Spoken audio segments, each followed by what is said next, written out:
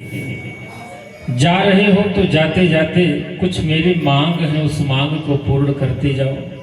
कन्हैया ने कहा बुआ तुम्हारे कुछ मांग है? बुआ ने कहा हाँ। कहा क्या? कहा कुछ मांगू तो देगा। भगवान मुस्कुराए। कहा रे बुआ क्या चाहिए तुझे? तेरे पास मकान है, महल है, परिवार है, कुटुंब है, ऐश्वर्य है, यश है, कीर्ति है, पद है, प्रतिष्ठा है, सब कुछ तो है तेरे पास, क्या चाहिए तुझे? तो जब इस प्रकार से परमात्मा ने कहा है ना, तो कुंती बुआ ने क्या कहा? नहीं, मुझे जो चाहिए तो तुम ही दे सकते हो, और वो है नहीं। अच्छा क्या नहीं है रे बुआ? का नहीं? तुम्हें कोई गोपाल कहता है, कोई नंदलाल कहता है, कोई वसुदेव कहता है, कोई वसुदेव नंदन कहता है, अलग अलग नामों से तुम जाने जाते हो।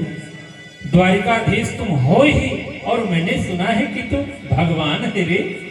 जैसे ही कुंती बुआ ने कहा कि तू भगवान है रे, तो भगवान ने कहा कि रे बात क्या है, तुझे क्या चाहिए वो?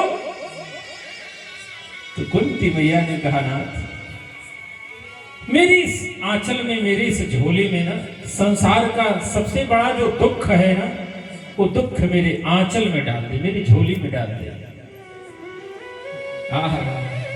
इस भाव से भगवान कन्हैया आज निःशब्द हो जाते हैं और कहते हैं क्या? रे बुआ अरे तू क्या मांग रही है? तू पागल हो गई है। पागल, फिर से सोच ले, विचार कर ले, तुझे क्या चाहिए? कुंती बुआ ने कहा नहीं, पागल मैं नहीं नाथ, पागल तो ये संसार है जो कि मकान, दुकान, परिवार ये मांगता है, जो कि नश्वर है। मुझे दुख ही दे दो नाथ। तो कन्हैया तो आनंद कंद सच्चिदानंद है, और आनंद कंद सच्चिदानंद के लिस्ट में दुख का कहीं नामो निशान नहीं है। आज पहली बार भगवान निःशब्द हो जाते हैं, मौन हो जाते हैं, और कहते हैं बुआ अरे तू पगला गई है, तेरी मति मारी गई है, फिर से मांग ले, क्या चाहती है? कान्हा मुझे कुछ नहीं, बस दुख ही चाहिए। तो परमात्मा ने कहा तो ये तो मेरी लिस्ट में है नहीं दुख, और तुम्हें दुख क्यों चाहिए?